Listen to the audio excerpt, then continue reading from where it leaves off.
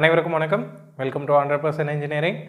Okay, நம்ம சேனலில் வரக்கூடிய வீடியோஸ் உங்களுக்கு ஹெல்ப்ஃபுல்லாக இருக்குது அப்படின்னு நினச்சிங்கன்னா நம்மளோட சேனலை கண்டிப்பாக சப்ஸ்கிரைப் பண்ணிக்கோங்க. அண்ட் ஈவன் உங்களோட ஃப்ரெண்ட்ஸ்க்கும் இது யூஸ்ஃபுல்லாக இருக்கும் அப்படின்னு நினச்சிங்கன்னா மறக்காமல் அவங்களுக்கு இந்த வீடியோஸை வந்து ஷேர் பண்ணுங்கள். அண்ட் மோஸ்ட் இம்பார்ட்டன்ட்லி நம்மளோட சேனலுக்கு நீங்கள் ஏதாவது கான்ட்ரிபியூட் பண்ணணும் அப்படின்னு நினச்சிங்கன்னா நம்மளோட சேனல் மெம்பர்ஷிப்பை வந்து ஜாயின் பண்ணிக்கோங்க. அதுக்கான கம்ப்ளீட் டீட்டெயில்ஸ் வந்து ஒரு வீடியோ மேக் பண்ணியிருக்கேன். அதாவது சேனல் மெம்பர்ஷிப் பற்றின ஒரு டீட்டெயில்டு வீடியோ வந்து மேக் பண்ணியிருக்கேன். அதுக்கான லிங்க் வந்து இந்த டிஸ்கிரிப்ஷனில் கொடுத்துருக்கேன், கோத்ரூ பண்ணுங்கள். ஓகே, ஸோ இன்றைக்கி வீடியோக்கான டாப்பிக்குள்ளே நம்ம போயிடலாம். ஸோ இன்றைக்கி வீடியோவில் நம்ம பார்க்க போகிற விஷயம் என்ன அப்படின்னு பார்த்தீங்கன்னா about moulding process, types of moulding process. Okay, so moulding ப்ராசஸை ஜென்ரலாக ரெண்டு வகையாக பிரிக்கலாம், மேஜராக ரெண்டு டைப்ஸாக பிரிக்கலாம். அதில் ஃபஸ்ட்டு டைப் பார்த்திங்கன்னா ஹேண்ட் மோல்டிங் ப்ராசஸ், ரெண்டாவது டைப் பார்த்திங்கன்னா மிஷின் மோல்டிங் ப்ராசஸ். இப்போ ஹேண்ட் மோல்டிங் ப்ராசஸ் எடுத்துக்கிட்டோன்னா ஹேண்ட் மோல்டிங் ப்ராசஸ் பொறுத்த வரைக்கும் நம்ம தேவையான ரேமிங் ஃபோர்ஸை வந்து நம்ம கையால் கொடுப்போம். ஸோ அதனால தான் அதை என்னன்னு சொல்கிறோம், ஹேண்ட் மோல்டிங் ப்ராசஸ்ன்னு சொல்லுவோம். ஓகே, ஸோ இந்த ஹேண்ட் மோல்டிங் ப்ராசஸ் பொறுத்த வரைக்கும் பார்த்திங்கன்னா ஒரு 10 கேஸ்டிங்ஸ் ப்ரொடியூஸ் பண்ணணும், இல்லை 20 கேஸ்டிங்ஸ் ப்ரொடியூஸ் பண்ணணும். அதாவது லெஸ் நம்பர் ஆஃப் கேஸ்டிங்ஸ் வந்து ப்ரொடியூஸ் பண்ணணும் அப்படின்னா நம்ம வந்து ஹேண்ட் மோல்டிங் ப்ராசஸை வந்து எம்ப்ளாய் பண்ணிக்கலாம். அண்ட் மாஸ் ப்ரொடக்ஷனுக்கு வந்து இது அப்ளிகபிள் கிடையாது. ஏன் அப்படின்னு கேட்டிங்கன்னா, இப்போ ஒரு 1000 கேஸ்டிங்ஸ் ப்ரொடியூஸ் பண்ணணும், அப்போ வந்து நம்ம ஹேண்ட் மோல்டிங் ப்ராசஸ் எம்ப்ளாய் பண்ணோன்னா நமக்கு டைம் அதிகமாக கன்சியூம் பண்ணும். ஸோ சீக்கிரமாக ஒர்க்கை வந்து முடிக்க முடியாது. ஓகே, ஸோ அப்போ மாஸ் ப்ரொடக்ஷனுக்கு ஹேண்ட் மோல்டிங் ப்ராசஸை நம்ம எம்ப்ளாய் பண்ண முடியாது. ஒரு குறிப்பிட்ட நம்பர் ஆஃப் கேஸ்டிங்ஸ், ஒரு 10, 20, 50, 100 இந்த மாதிரி கேஸ்டிங்ஸ் வந்து நம்ம ஹேண்ட் மோல்டிங் ப்ராசஸை தாராளமாக எம்ப்ளாய் பண்ணலாம். ஸோ இந்த ஹேண்ட் மோல்டிங் ப்ராசஸோட அட்வான்டேஜ் என்ன அப்படின்னு பார்த்திங்கன்னா, நாம் ரேமிங் எங்கே கொடுக்கணும் எங்கே கொடுக்க வேணாம் அப்படிங்கிறத நம்ம ஃபீல் பண்ணிக்கலாம். லைக் இப்போ பேட்டர்ன் இருக்கிற இடத்துல நம்ம ரேமிங் ஃபோர்ஸ் அதிகமாக கொடுத்தோம்னா அந்த இடத்துல வந்து பேட்டர்ன் டேமேஜ் ஆகிறதுக்கு வாய்ப்பு இருக்குது. ஸோ இந்த மாதிரி தவறுகள் ஏற்படுவதை நம்ம தவிர்க்க முடியும். நம்ம கையில் தான் ரேமிங் ஃபோர்ஸ் கொடுக்கறதுனால எந்த இடத்துல கொடுக்கலாம், மேனுவலாக கொடுக்கறதுனால எந்த இடத்துல கொடுக்கலாம் அப்படிங்கிறத நம்ம டிசைட் பண்ணிக்கலாம்.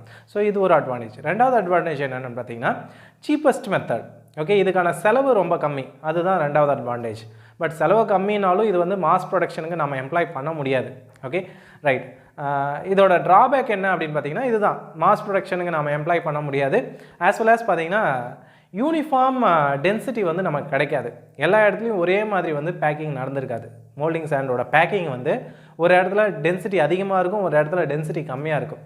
ஸோ இந்த மாதிரி ப்ராப்ளம் இருக்குது. இது ஒரு major disadvantage of hand moulding process. இப்போ மெஷின் மோல்டிங் ப்ராசஸ் பொறுத்த வரைக்கும் நமக்கு டைம் வந்து கம்மியாக தான் கன்சியூம் பண்ணும், அதுதான் நமக்கு added advantage. Okay, machine moulding process பொறுத்த வரைக்கும் there are 3 kinds of machines, 3 kinds of machines இருக்குது. ஒன்று வந்து ஜோல்ட்டிங் மெஷினு, ரெண்டாவது வந்து ஸ்குவீசிங் மெஷினு, மூணாவது சாண்ட் ஸ்லிங்கிங். ஓகே, ஸோ இந்த 3 மெஷினை யூஸ் பண்ணி தான் வந்து மெஷின் மோல்டிங் பண்ண போகிறாங்க. ஸோ மோல்டிங்கில் மோல்டிங் சாண்டை ஃபில் பண்ணுறது தான், அதாவது மோல்டிங் பாக்ஸுக்குள்ளே மோல்டிங் சாண்டை எப்படி ஃபில் பண்ணுறோம் அப்படிங்கிறது தான் அந்த மோல்டிங் மெஷினில் நம்ம பார்க்க போகிறோம். ஓகே, ஃபஸ்ட்டு ஜோல்ட்டிங் மெஷின் எடுத்துக்கலாம். ஜோல்ட்டிங் மெஷின் பொறுத்த வரைக்கும் எப்படி ஒர்க் ஆகும், அதோட ஒர்க்கிங் பிரின்சிபல் என்ன அப்படிங்கிறத அண்டர்ஸ்டாண்ட் பண்ணிக்கணும் அப்படின்னா ஒரு சின்ன எக்ஸாம்பிளில் நம்ம அண்டர்ஸ்டாண்ட் பண்ணிக்கலாம். இப்போ ஒரு கண்டெய்னர் எடுத்துக்கிறோம், அந்த கண்டெய்னரில் நம்ம ஏதோ ஒரு மாவை வந்து கொட்டி வைக்கிறோன்னு வச்சுக்கோங்க. ஓகே, ஸோ கொட்டிட்டோம், மாவு வந்து ஃபில் ஆகிடுச்சு கண்டெய்னரில், இன்னும் கொஞ்சம் மாவு மிச்சம் இருக்குது நம்மக்கிட்ட, அதையும் அதில் கொட்டணும் அப்படின்னும் போது அந்த கண்டெய்னரை இல்லை ஜாரை நாம் என்ன பண்ணலாம், ஒரு குறிப்பிட்ட ஹைட்டு தூக்கி ஃப்ளோரில் தட்டும்போது, வேகமாக ஃபோர்ஸாக தட்டும்போது என்ன ஆகும், அதுக்குள்ளே அந்த மாவெல்லாம் என்ன ஆகும், காம்பேக்ட் ஆகும். ஓகே, நல்லா வந்து அடங்கி உள்ளே வந்து இறங்கும். சரியா, அப்போ டென்சிட்டி அதிகமாகும். ரைட். ஸோ டென்சிட்டி அதிகமாகும் போது மேலே கொஞ்சம் கேப் நிற்கும், அந்த கேப்பில் மறுபடியும் நம்ம இருக்கிற மாவை கொட்ட முடியும். ஸோ இந்த பிரின்சிபலில் தான் வந்து ஜோல்ட்டிங் மிஷின் ஒர்க் ஆகுது. ஸோ ஜோல்ட்டிங் மிஷினில் என்ன பண்ண போகிறோம் அப்படின்னா, அந்த மோல்டிங் பாக்ஸை ஒரு குறிப்பிட்ட ஹைட்டு தூக்கிட்டு சடனாக கீழே விட போகிறோம். கீழே விடும்போது வேகமாக வந்து கீழே விழும் இல்லையா, விழுற அந்த ஃபோர்ஸ்னால், ஓகே, ஸோ அந்த ஃபோர்ஸ்னால் மோல்டிங் சாண்ட் என்ன ஆகும், காம்பேக்ட் ஆகும், டென்சிட்டி அதிகமாகும். ஓகே, ஸோ இந்த மாதிரி தான் வந்து ஜோல்ட்டிங் மெஷின் ஒர்க் ஆகுது. இதுதான் ஜென்ரல் ஒர்க்கிங் பிரின்சிபல். ஸோ இதை அச்சீவ் பண்ணுறதுக்கு நம்ம என்ன பண்ணுறோம் அப்படின்னு பார்த்தீங்கன்னா, கம்ப்ரஸ்ட் ஏரை யூஸ் பண்ணுறோம். கம்ப்ரஸ்ட் ஏரை யூஸ் பண்ணி நம்ம ஒரு சிலிண்டருக்குள்ளே இருக்கக்கூடிய பிஸ்டனை மேலே தூக்குறோம். அந்த பிஸ்டனுக்கு மேலே தான் நம்ம மோல்டிங் பாக்ஸை வச்சிட போகிறோம். ஓகே, ஸோ இப்போ பிஸ்டன் மேலே ஏறிச்சுன்னா மோல்டிங் பாக்ஸும் மேலே ஏறும். கம்ப்ரஸ்ட் ஏரை ரிலீஸ் பண்ணோன்னா சடனாக பிஸ்டன் கீழே வந்து விழும்போது மோல்டிங் பாக்ஸும் கீழே விழும். ஓகே, ஸோ அப்படி விழும்போது என்ன ஆகுது அப்படின்னு பார்த்தீங்கன்னா, மோல்டிங் பாக்ஸ்குள்ளே இருக்கக்கூடிய அந்த சாண்டெல்லாம் கொஞ்சம் காம்பேக்ட் ஆகும், அடங்கும். சரியா, அடங்கி நமக்கு டென்சிட்டி அதிகமாகும். ரேமிங் ஃபோர்ஸ் இதுலேருந்து தான் நமக்கு கிடைக்குது. இப்படி தான் நம்ம ரேமிங் பண்ண போகிறோம் மெஷின் மோல்டிங்கில். சரியா, ஜோல்ட்டிங் மெஷினில். ரைட்.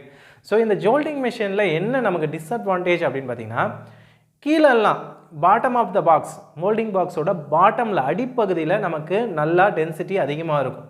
சரியா, பேக்கிங் நல்லா நடந்திருக்கும். பட் மோல்டிங் பாக்ஸோட அப்பர் போர்ஷனில் மேல் பகுதியில் பார்த்தீங்கன்னா நமக்கு லூஸ் சாண்ட் பார்ட்டிகல்ஸ் இருக்கும். அதாவது பேக்கிங் சரியாக நடந்திருக்காது, டென்சிட்டி கம்மியாக இருக்கும். சரியா, ஸோ இது ஒரு மேஜர் டிஸ்அட்வான்டேஜ் ஜோல்டிங் மெஷினில். ரெண்டாவது, ஸ்குவீசிங் மெஷின் வரலாம். ஸ்குவீசிங் மெஷின் பொறுத்த வரைக்கும் நம்ம மோல்டிங் பாக்ஸ்க்குள்ளே சாண்டை வந்து ஃபில் பண்ணிவிடுவோம். ஃபில் பண்ணிட்டு மோல்டிங் பாக்ஸுக்கு மேலே ஒரு ஃப்ரேம் வச்சு அந்த ஃப்ரேமுக்குள்ளே கொஞ்சம் மோல்டிங் சாண்டை ஃபில் பண்ணிவிடுவோம். ஃபில் பண்ணிவிட்டு அந்த மோல்டிங் சாண்டை ஒரு ஸ்குவீஸ் ஹெட், அதாவது அது வந்து என்ன பண்ணும் அப்படின்னா பார்த்தீங்கன்னா, அந்த மோல்டிங் சாண்டை வந்து கம்ப்ரெஸ் பண்ணும். எதர் நம்ம ஹைட்ராலிக் அல்லது நியூமேட்டிக் கிட்ட யூஸ் பண்ணி நம்ம ஒரு பிஸ்டனை மூவ் பண்ணலாம். மூவ் பண்ணும்போது அது வந்து கம்ப்ரெஸ் பண்ணும். ஸோ அப்படி கம்ப்ரெஸ் பண்ணும்போது என்ன ஆகும், நமக்கு காம்பேக்ட்னஸ் கிரியேட் ஆகும். மோல்டிங் சாண்ட் வந்து நல்லா கம்ப்ரெஸ் ஆகும். ஸோ நமக்கு தேவையான டென்சிட்டி அச்சீவ் ஆகிறதுக்கு வாய்ப்பு இருக்குது. இதில் என்ன டிஸ்அட்வான்டேஜ் அப்படின்னு பார்த்தீங்கன்னா, ஸ்குவீசிங் மெஷினில் பொறுத்த வரைக்கும் மேலே மட்டும்தான் நமக்கு டென்சிட்டி அதிகமாக கிரியேட் ஆகும். கீழே பாட்டம் ஆஃப் த மோல்டிங் பாக்ஸோட அடிப்பகுதியில் பார்த்தீங்கன்னா நமக்கு சாண்ட் பார்ட்டிகல்ஸ், லூஸ் பார்ட்டிகல்ஸ் இருக்கும். சரியா, அங்கே டென்சிட்டி சரியாக இருக்காது, டென்சிட்டி கம்மியாக இருக்கும். அப்போ நமக்கு டென்சிட்டி யூனிஃபார்மாக இல்லை. இந்த பிரச்சனை வந்து முதல்லேருந்தே நமக்கு இருக்குது. ஹேண்ட் மோல்டிங் ப்ராசஸ்லையும் பார்த்தீங்கன்னா டென்சிட்டி யூனிஃபார்மாக இருக்காது. ஜோல்டிங் மெஷின்லேயும் டென்சிட்டி யூனிஃபார்மாக இருக்காது. யூனிஃபார்மாக இருக்காது மீன்ஸ் பாட்டமில் எல்லாம் யூனிஃபார்மாக இருக்கும், டாப்பில் உங்களுக்கு டென்சிட்டி கம்மியாக தான் இருக்கும். அதுவே பார்த்தீங்கன்னா ஸ்குவீசிங் மெஷின்லேயும் அதே தான்.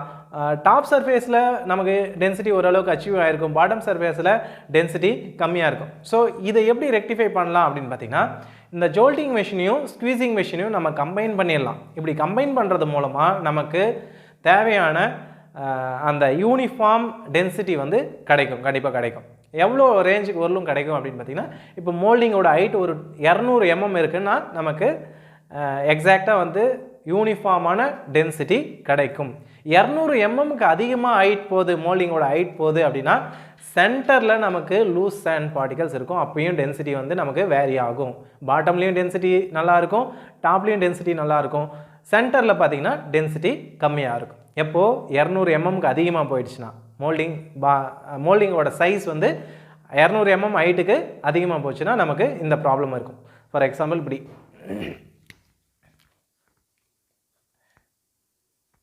இதுதான் மோல்டோட ஹைட்டுன்னு வச்சுக்கலாம்.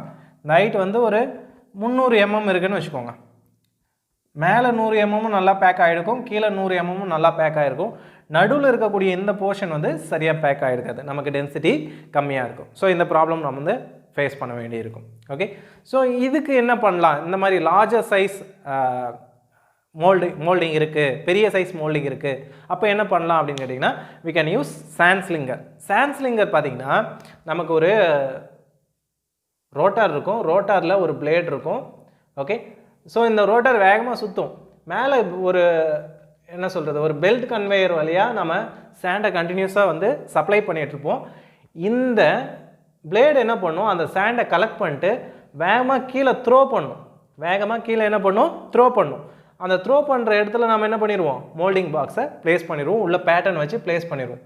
ஸோ இப்போ என்ன ஆகும், இந்த மோல்டிங் பாக்ஸ்க்குள்ளே வேகமாக ஹையர் ஃபோர்ஸில் வந்து இந்த மோல்டிங் சாண்ட் வந்து ஹிட் ஆகும், கீழே வந்து விழும்போது என்ன ஆகும், கொஞ்சம் கொஞ்சமாக தானே பேக் ஆகுது. ஸோ யூனிஃபார்ம் டென்சிட்டியோட நமக்கு மோல்டிங் சாண்ட் வந்து பேக்கிங் நடக்கும். சரியா, ஸோ இவ்வளோ தான் விஷயம் சாண்ட் ஸ்லிங்கிங் பொறுத்த வரைக்கும்.